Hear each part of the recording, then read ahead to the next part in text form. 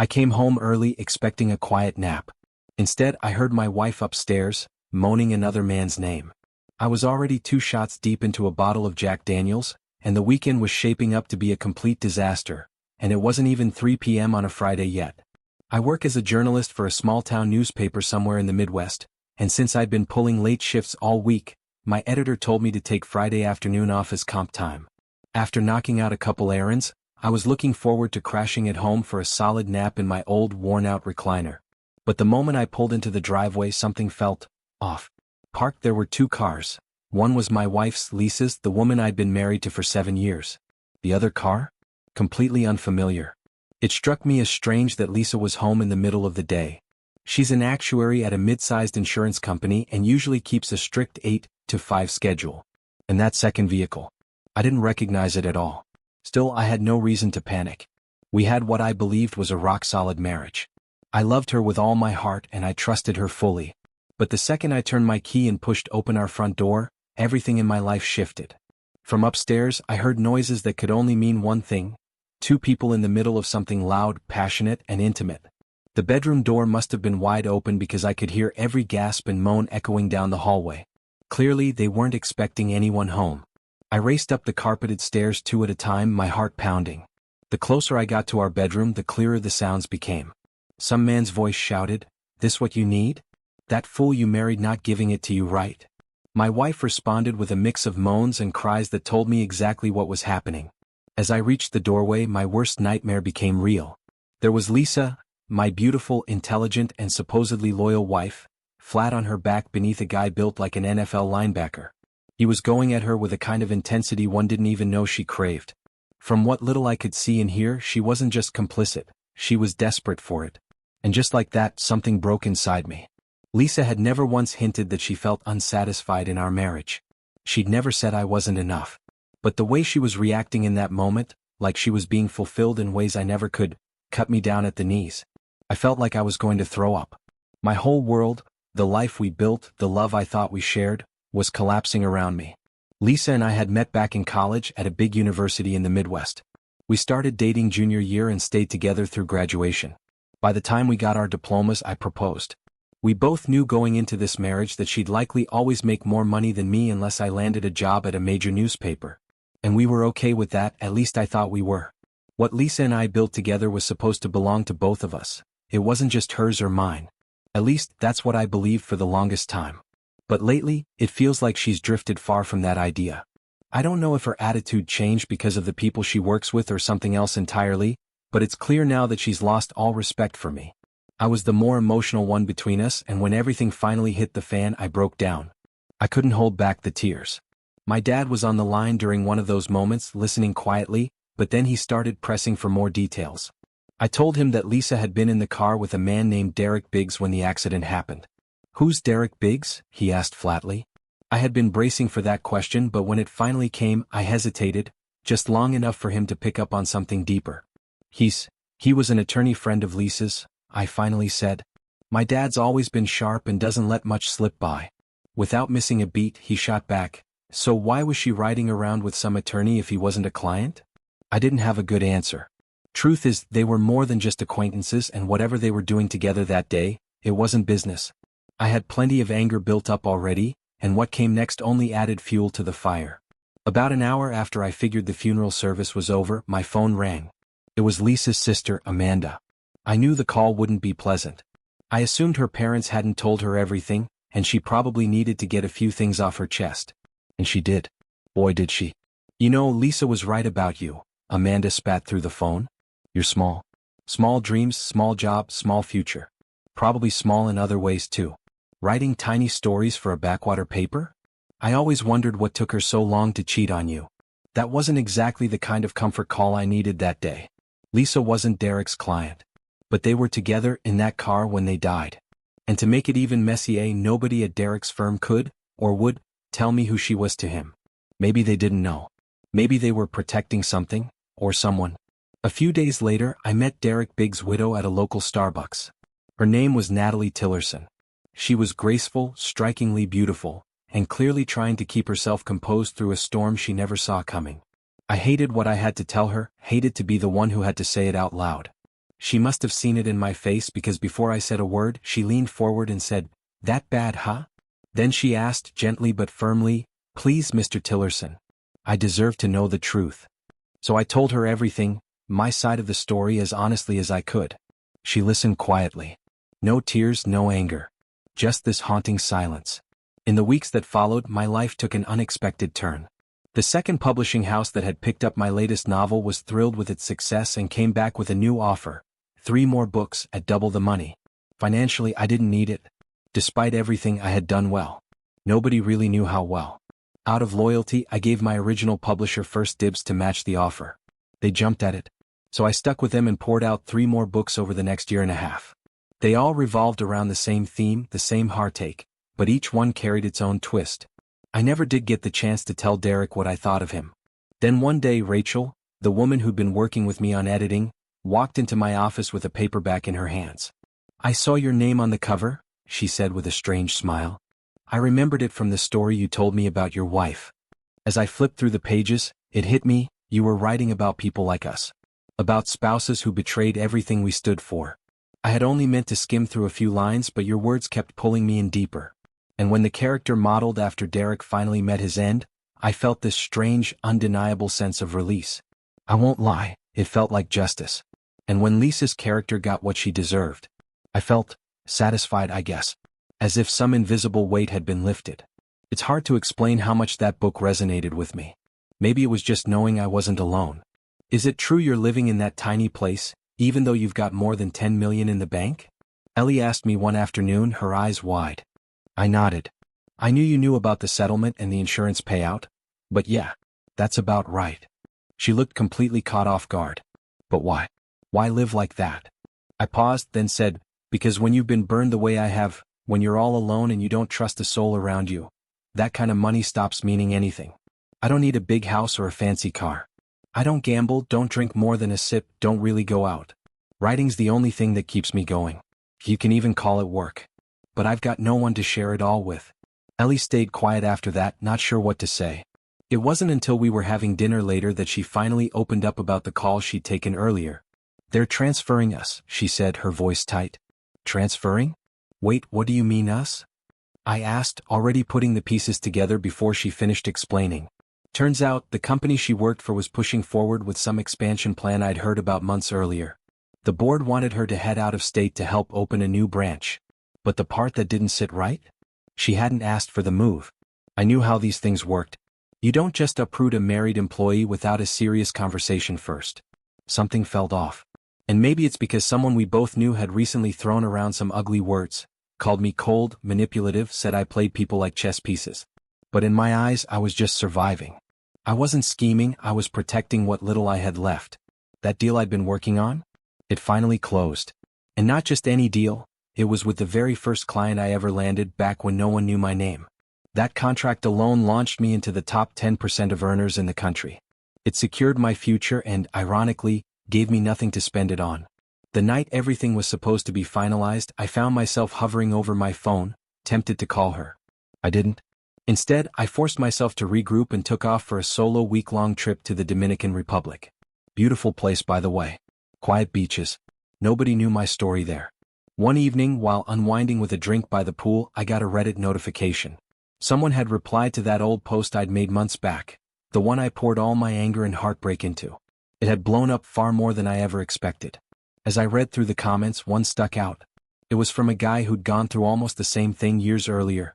He said he regretted never getting the kind of closure, or revenge, that could quiet his soul. He still carried that unrest with him, and he warned me not to do the same. Now, I know what I'm about to say won't sit right with everyone. Some of you may judge me. Some might hate me for it. But I've come to a place where I just want to put it all out there. No more secrets, no more guesswork. I'm ready to deal with whatever fallout may come from this. I've spent too much time in silence, swallowing the pain and pretending to move on. But it's time the truth saw daylight. Please take a look at the first attachment. That's a photo of Amy and Josh. They're kissing, passionately.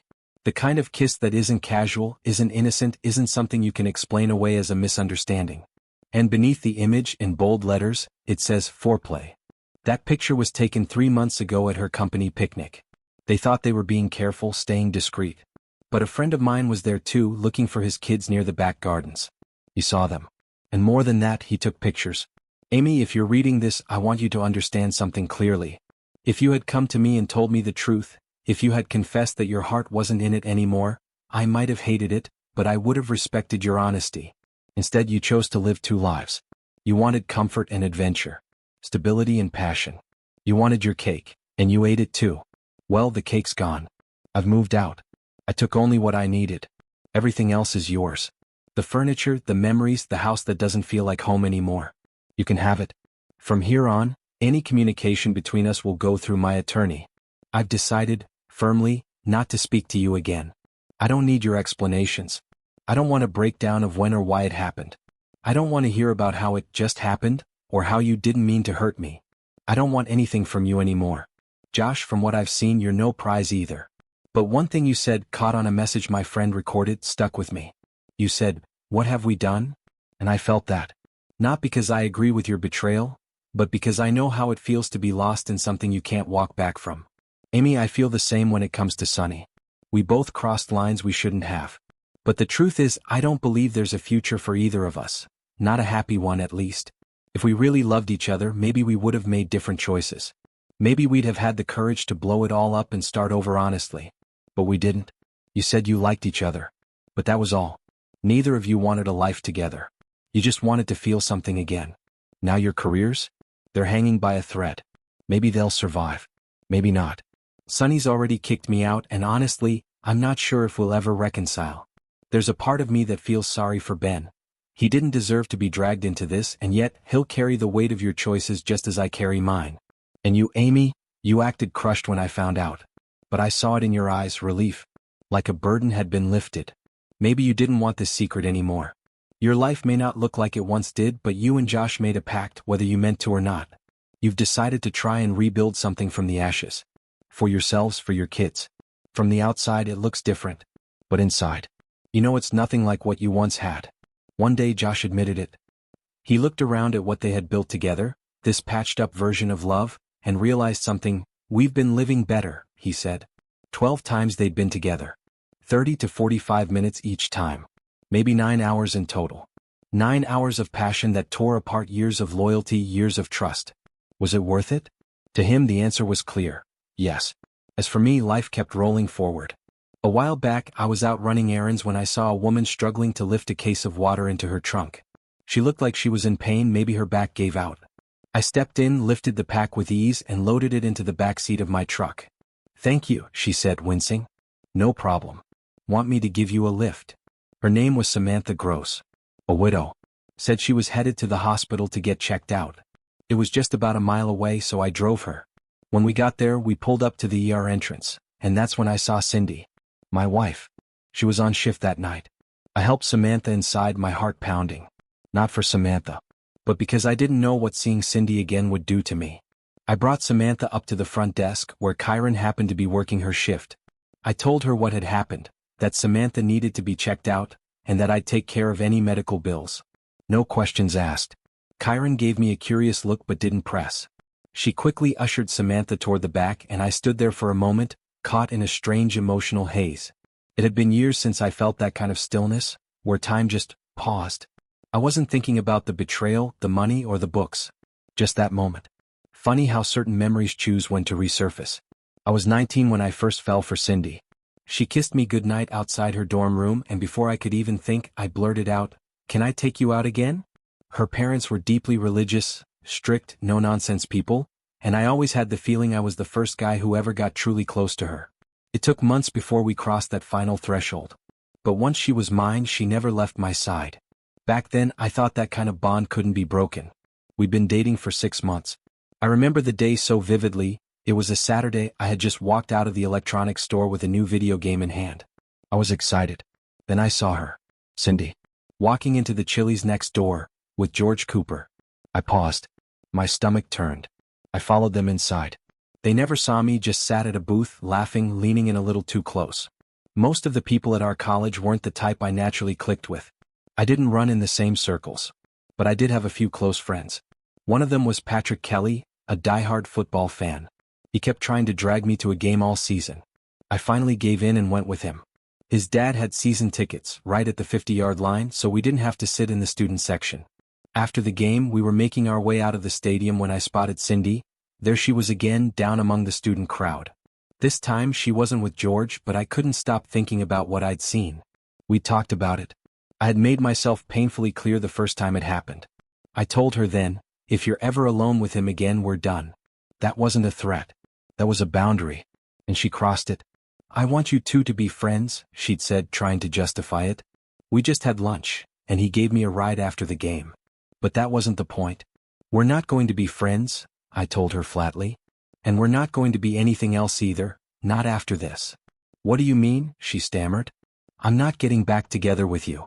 She looked at me like I was the one who'd done something wrong. Why are you being such a jerk? She snapped. It was just a ride. He's a nice guy. No, I said. He's not. That breakup was brutal. Not loud. Just hollow. Like someone had turned the sound down on my life. A few days later I was packing. Cindy showed up as I was closing my suitcase. Chris was helping me. He had my computer in hand, ready to carry it down. She followed us outside. I put my bags in the trunk and then she asked quietly, "You're not coming back, are you?" I looked at her, really looked. "No, baby," I said. I hugged her gently. "I love you. But I can't do this anymore." She nodded, blinking fast. "Call me, if you change your mind. We could go somewhere. Just you and me." "Okay," I whispered, though we both knew I wouldn't. She kissed me on the cheek, then climbed into the driver's seat and rolled down the window. "What do you want, Mom?" she said into the phone. "Promise me you won't drive off until I say so." I let out a heavy sigh. "Okay, I promise." "What do you want?" I asked, my voice low. She stepped out of the car, walked over to my window, leaned in and hugged me tightly. Then she kissed me on the cheek, her breath shaky. I could see the tears gathering in her soft brown eyes. "I just wanted to say I'm sorry," she whispered. "Truly sorry. I should have respected you more, Eric. I love you so much, and you're breaking my heart by shutting me out. You're my only son. Please don't cut me out of your life. I'm asking, no begging, you to forgive me." I didn't answer right away. It's hard to explain what it feels like to want peace with someone and yet not be able to forget the wound they caused. Later I found myself face to face with Julia. I'd gone there to speak to her directly, and the moment I arrived, I could see the discomfort on her face. "What's wrong?" she asked, feigning confusion. "You were leaving with him," I said calmly. "My girlfriends don't ride alone in cars with other men." She scoffed, defensive. "It was just a ride." "What are you reading, the Cheater's Handbook again, Eric?" "No," I replied. "But I live by a standard. I don't go places alone with women, and I expect the same from the woman I'm with." "I was with Julia," she said, trying to redirect the conversation. "She dropped me off at the game." "So why were you riding back with him instead?" I asked quietly. She didn't answer. The truth is, I never asked for perfection. I never tried to control her. We had a rule we both lived by: no outings, no time alone with the opposite sex for leisure. Work was work, family was family, and emergencies didn't count.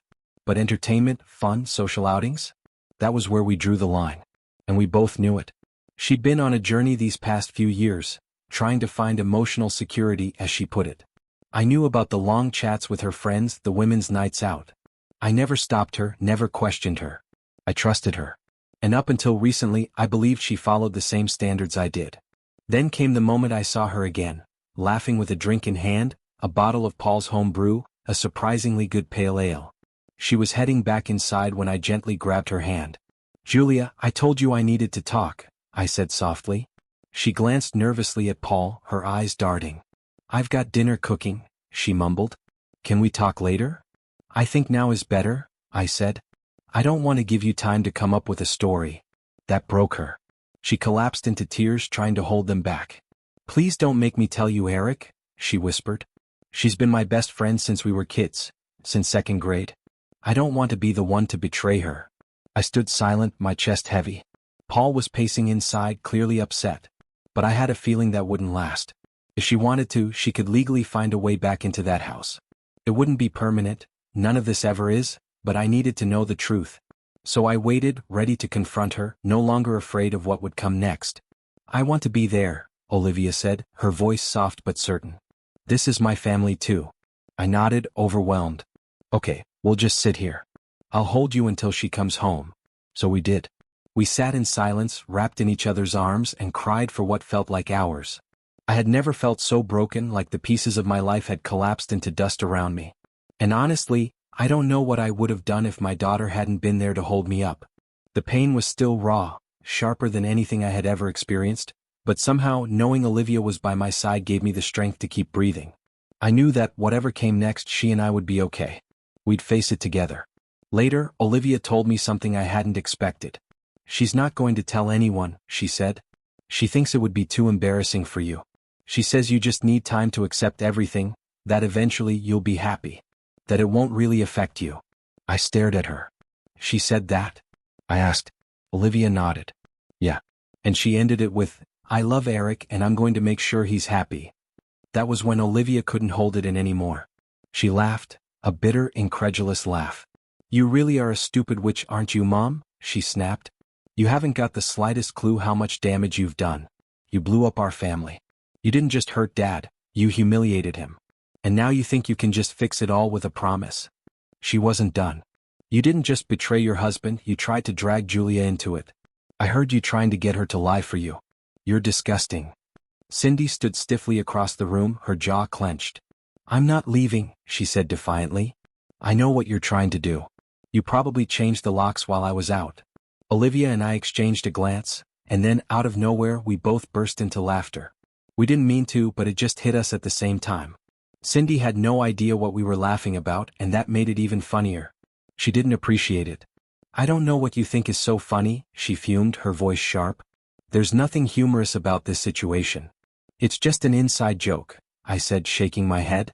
"One you wouldn't understand." That night, work was back to the usual grind, but I wasn't in it. My head was somewhere else. I kept trying to push through, but my focus was shot. At one point, Allison came by to go over some sales numbers, and I had to ask her to repeat herself more than once. By the third time, she paused and looked at me closely. "Eric, what's going on with you?" she asked gently. I exhaled slowly. "I'm sorry, Ally. I'm just not at my best today." She leaned on my desk. "Well, you better snap out of it. What's the problem?" I hesitated, then just said it. "I'm getting a divorce." Her eyes widened. Her mouth opened a little, stunned. "What the hell, Eric? What did you do?" "Nothing," I said firmly. "I didn't do anything." She went quiet for a second, then let out a long breath. "Wow." Later that week, there was an event, some casual get-together, and Allison invited me along. She was an incredible dancer. Confident, magnetic. Every guy in the room wanted to turn with her. But she kept turning them down. "I told them I couldn't come without an escort," she said, flashing a grin. "Well," I said, shrugging, "if you ever need one again, I'm available. Not like my schedule is overflowing with beautiful women." She laughed and looked up at me. "Careful, Eric. I just might take you up on that. I've kind of had a thing for you for a while now." "I was 15, you know," she said softly. I smiled, a little surprised. "Yeah. I noticed how you were always hanging around, looking at me like I was the sun and the moon." She laughed. "You have no idea. I've been pining after you since then." I laughed too, but there was an edge to it. "I've been scared to death of you since you were 15. "I know," she said, her eyes not leaving mine. "But I would never hurt you." Something about the way she said it made me go quiet. It stirred up memories, long walks with Cindy, quiet moments that used to feel sacred. And now, they just made me sad. Cecilia must have picked up on my shift in mood. She looked up at me, concerned. "Are you okay, Eric?" I forced a smile. "It's not about you. I'm having a really nice time, I promise. It's just something else. Something I'd rather not ruin the evening with." She touched my arm gently. "If you ever want to talk, I'm a pretty good listener." I nodded, and after a pause, the truth just came out. "My wife told me last week she's been seeing another man." Cecilia blinked, her mouth slightly open. "She claims nothing physical happened," I continued. "Says they never slept together. But honestly, I don't even care anymore. The betrayal happened the moment she chose someone else." Later that week, Olivia came home to find dinner already on the table. Cindy had cooked a full meal, she pulled out all the stops. And yeah, it was good. She'd always been able to cook. She tried to make conversation over the meal, tried to act like things were normal, but Olivia and I barely responded. We were ghosts at that table. That same night, I met up with Allison at a bar. We played a few rounds of pool, talked about work. She was a shark with a cue stick and completely wiped the floor with me. It felt good to laugh again even if it was just for a while. Around 8 p.m. Olivia called. She told me to meet her at the Riverside Inn. Said it was important but didn't say why. Later I sat down with Cindy and laid it all out. We're not waiting months to drag this out, I told her. The divorce will be simple. No custody issues. No support payments. No courtroom drama. You can't do that, she argued. I know how this works, it takes longer than that. We're filing a simplified divorce, I replied calmly. We have no minor children. I'm giving you half of everything. No alimony. No fighting. It can be finalized 20 days after we file. You make 3 times more than I do, she snapped. I think you should pay me. No, I interrupted. I'm not paying you to betray me. I'm giving you half. That's already generous. You don't get to cheat, lie, and then demand more. Her face flushed with anger. You're being cruel. No, I said. I'm just done pretending. The train has left the station, Cindy. We had some good years. I'm not trying to burn your life down. I just want this to be over. You can have your half of the assets, but not Olivia. Thank God she's grown. She's not part of this legally anymore. But emotionally, she's mine. She chose to stay with me, and I'm keeping her close. I don't want half of anything, Cindy whispered. I just want you, Eric. But it was too late. She turned and walked upstairs like someone in a trance, slow and lifeless. For a moment I felt sorry for her. But only for a moment. 3 days after the papers were signed, the divorce was finalized. It was done. Over. I'd walked through fire and somehow I was still standing. I remember that day so clearly. I was sitting beside Cecilia, grinning like I'd just pulled off a prison break. Hang on, I told her just before she punched the gas. The car roared to life and we were slammed back in our seats. Then she hit the nitrous switch and we were flying, nothing but adrenaline and laughter in the air. When she finally killed the boost and coasted us back down, she looked over at me, absolutely glowing. Her teeth sparkled in the sunlight, her eyes full of that wild joy I hadn't seen in a long time. Thank you, Eric, she said, her voice soft but breathless. For what?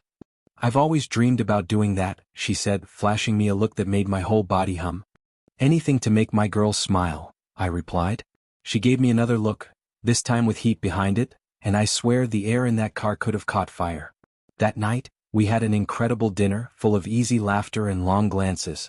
I kissed her afterward, slow, real, deep. The kind of kiss that makes you forget every time someone made you feel like you weren't enough. Meanwhile, Cindy was unraveling. She had tried reaching out to Olivia again and Olivia wasn't having it. She won't answer my calls, Cindy snapped during one of her surprise visits. She has me blocked. I just stood there calm. Maybe that's your problem now, I said. Maybe Olivia's just finally meeting her own needs. Cindy's face twisted. This is my family too. I didn't budge. It's time for you to go. I didn't ask you to come in. And I swear if your boyfriend tries another stunt, I'll check if his nose healed right the first time. Her face turned red and without another word, she turned on her heel and stormed out. I couldn't have cared less. As soon as she was gone, I turned back toward Allison and took her hand. The music shifted to something slower and I pulled her in close. She melted against me, her arms wrapped around my shoulders. I'm sorry, Eric, she whispered into my neck. Not your fault, I murmured. You've been the one bright spot in all this. I just want you to be happy, she said. So happy you forget you were ever married to that woman. I stopped her with a kiss, soft and sure. I love you, ally. I always have. You're like something you admire from a distance. Beautiful, powerful, and so far out of reach that you don't even try. You just stand there and wish. She leaned back, looking up at me. Are you sure about this, Eric? I've never been the have kids and settle down type. You know that, right? You're like a jungle cat, I said, smiling. Wild. Untamed. Someone you admire from behind the glass. But if you're asking if I'm sure, I've never been more certain. That weekend I was practically living in 2 different worlds. I spent Thursdays and Fridays with Cecilia and Olivia. I was a complete zombie at work, running on fumes but happy. Genuinely happy. Cecilia and Olivia spoiled me every second I was home. And when I was with Allison, she was magnetic. Confident. Loving. Always trying to seduce me with her laugh and her warmth. It was a kind of love I never thought I'd feel again. Of course, nothing ever stays perfect. Cindy couldn't let go. She called me 3 times a week, each call more desperate than the last. Worse, she kept harassing Olivia. Texts, voicemails, emotional blackmail. Eventually, Olivia agreed to meet with her. I don't know exactly what was said during that conversation, but Cindy never called again. And that silence? That peace? It was the most beautiful sound I'd heard in years.